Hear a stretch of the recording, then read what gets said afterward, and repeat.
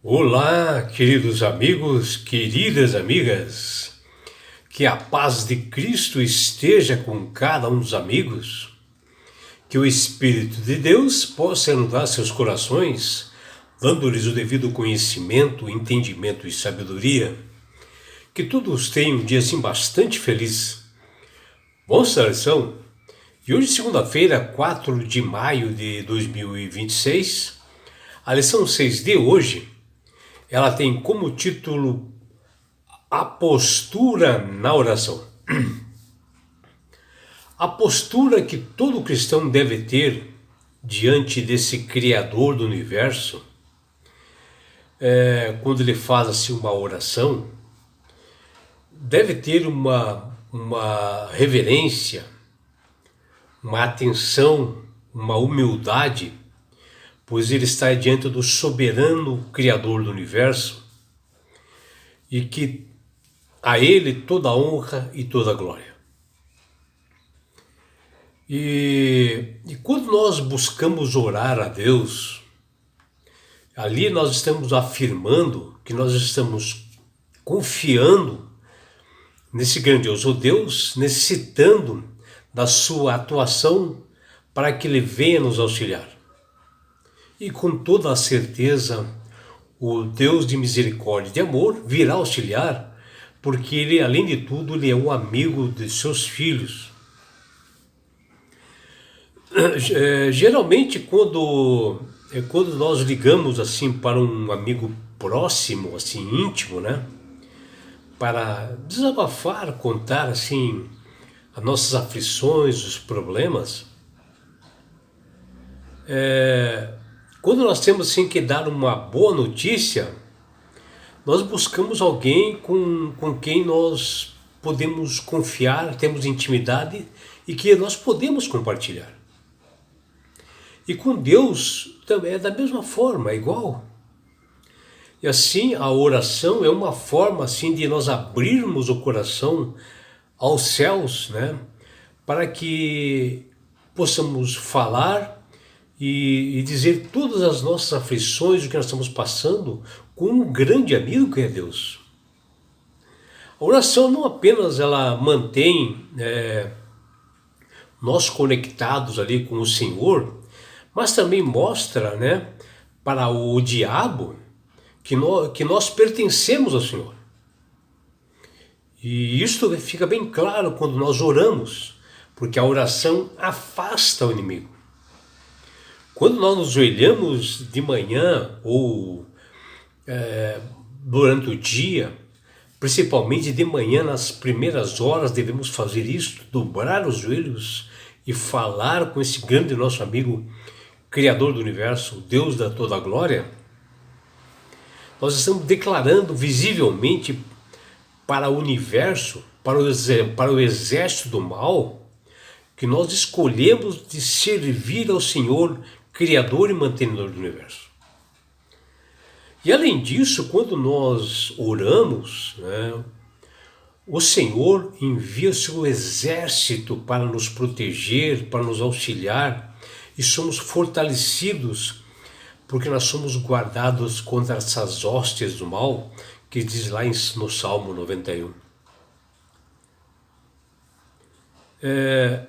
E assim, né, quando nós nos ajoelhamos, assim, dobramos o nosso joelho, nós estamos mostrando submissão a esse soberano Senhor, mostrando humildade, que é totalmente diferente de nós orarmos de outra forma, sentado na cadeira, às vezes deitado na cama, como algumas pessoas têm o costume, porque as posturas são bem diferentes, mas que também nós podemos orar.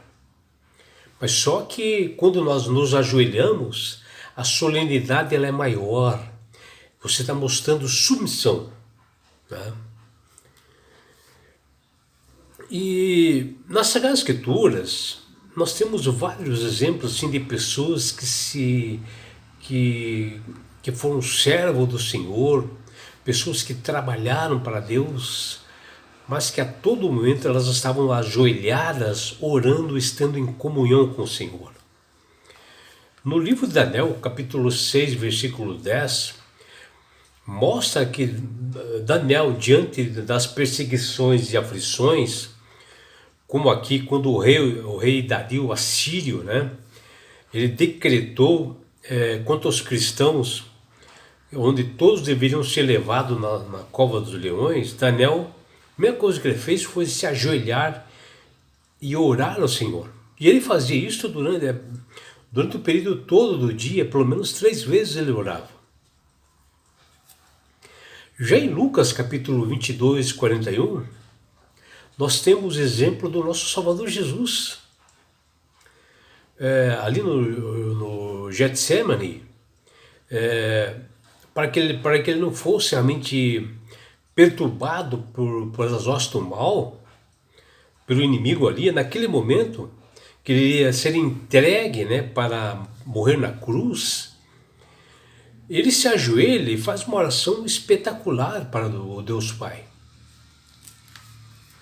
Já em Atos capítulo 7, versículo 60, nós vemos algo assim tremendamente espetacular, quando nós vemos Estevão, quando ele estava sendo apedrejado, nos seus últimos momentos ali de vida, que ele já estava para morrer, ele se ajoelha, ora ao Senhor e pede perdão para que Deus perdoasse os seus assassinos, os seus algozes.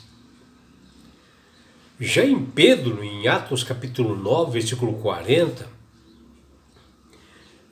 Pedro soube que uma das Dorcas, chamada Tábita, ela tinha falecido e era uma mulher bondosa que auxiliava vários pobres, uma mulher que trabalhava para Deus. Né? E ele faz uma oração de joelhos e após isso ele ressuscita Tábita. Né? Aí nós vemos, né, que ao se ajoelharmos parece que as respostas para o céu elas estão assim mais rápidas. Orar em pé também era costume de muitas pessoas que aparecem na Bíblia, que está lá em 2 Crônicas 25, 2 Crônicas capítulo 20, versículos 6 e 13, Neemias capítulo 9, versículo 4, Jó capítulo 30, versículo 20 e Lucas capítulo 18, versículos 11 e 13. E a Bíblia também apresenta algumas pessoas que elas oraram sentadas, né? Está lá em 2 Samuel 7,18 e 1 Reis 19,4. E já outras pessoas se prostraram com o rosto em terra, né? Se humilhando, embora aparecem em poucas quantidades de pessoas dentro dessa submissão, diante de um Deus superior, que aparece lá em 1 Reis 1,47 e Marcos 14,35, que não era muito comum fazer isso. E você, meu amigo, minha amiga, como você costuma orar? A Bíblia ela não exige posição para você fazer a sua oração, não especifica que você deve ser assim. Aqui diz que uma oração de joelhos ela é melhor, né? Se você tem dificuldades às vezes para se ajoelhar, tem dificuldades realmente de dobrar os joelhos, né, por algum problema físico, né, de saúde, Deus vai respeitar você e vai abençoar em muito. Mas as posturas importam porque elas refletem nossa reverência, nosso íntimo e o desejo de nós rendermos ao Criador do Universo. Algumas pessoas não podem se ajoelhar e é respeitado. O que mais importa é como está o interior do coração. Se você tem condições de ajoelhar, se ajoelhe, faça isso. Observe como isto influencia nos momentos com Deus, quando você ora em pé e quando você ora ajoelhado, a diferença que existe. E a Bíblia nos convida para que nós venhamos a ter uma intimidade com o Senhor todos os dias, orar pelo menos 3 vezes por dia, orar sem cessar, dar continuidade, né? Fazer disso de um hábito, né? Que está lá em 1 Tessalonicenses 5,17, que Paulo nos fala sobre isso. E com perseverança, que Paulo fala também em Romanos 12:12. Mas se hoje você está em pé, se você está caminhando para seu trabalho, ou está sentado no ônibus, né? Você procure ter realmente uma reflexão com seus pensamentos, com as coisas do tabernáculo celestial, do alto, né? Para que Deus venha realmente falar com você, para que Deus converse contigo como Ele conversa com um amigo. E você deve fazer assim, abrir seu coração para Deus. Que você comece, meu amigo, minha amiga, comece agora, nesse momento, a falar com o Senhor dos Exércitos. O que nós temos visto nos dias de hoje é pessoas que dizem ter fé e vão para grandes exibições, né, onde promovem reuniões numerosas em público, né, de pessoas que se dizem cristão. Às vezes são exibições assim, de luxo, onde ali o missionário ora por aqueles que têm algum problema, e geralmente os problemas são de dinheiro, prosperidade, às vezes é material, às vezes é emprego, amor, doença, que ali eles procuram para fazer isso. E às vezes eles fazem assim, umas estruturas assim, gigantescas, né? E outros missionários fazem, talvez, às vezes, os programas na TV, né? E dizem naquele momento que cairá grandes quantias na sua conta em dinheiro se você fazer isso, fazer aquilo, e que você tome posse naquele momento. É que eles falam. Lembre-se que Jesus saiu do trono da graça para vir nos salvar. Ele saiu do todo o conforto no céu para viver nesse mundo, e ele disse lá em Mateus 8:20, as raposas têm tocas e as aves do céu têm ninhos, mas o aflito homem, mas o filho do homem não tem aonde reclinar a cabeça. Ele falando do filho do homem dele mesmo, Jesus, dizendo que ele não tinha aonde reclinar a cabeça. Nós estamos falando do Filho de Deus, não é? Aqui o Salvador disse que não tinha bem material algum. Estava vivendo como um peregrino nesse mundo, e que para segui-lo envolve sacrifícios. Deus jamais falou em dar a qualquer pessoa que pede para ele prosperidade de bens materiais, porque jamais Deus vai dar assim ou deixar alguém rico.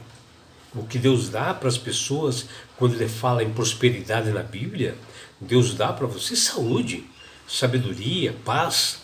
Isso é prosperidade. Deus deseja dar prosperidade aos seus filhos, que não é igual ao mundo. E o que o Senhor quer dar a cada um de vocês, cada um de nós, são bênçãos espirituais, nos dar dons para nós desenvolvermos, e que até através desses dons nós podemos até ter esforços e conseguir alguns bens materiais, através de dons que Deus dá, talento que Deus dá.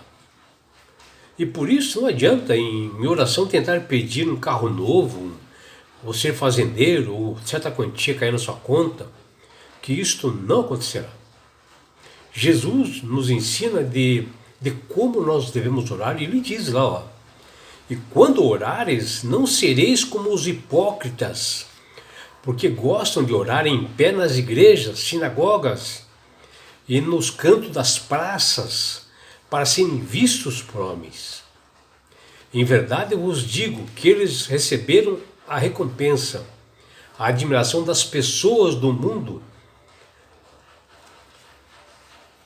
E tu, porém, quando orares, entra no teu quarto e em silêncio, com a porta fechada, orarás a teu Pai que está em secreto, e teu Pai que vê em secreto te dará recompensas, que está lá em Mateus capítulo 6, versículos 5 e 6. Quando Jesus veio à Terra, ele encontrou uma religião maculada pela prosperidade, cobiça e pela inveja, e hoje não está muito diferente.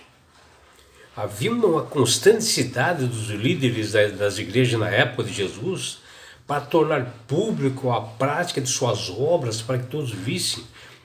Eles oravam assim em alto, em público, motivados pela publicidade, para eles ficarem famosos e conseguir mais adeptos à religião.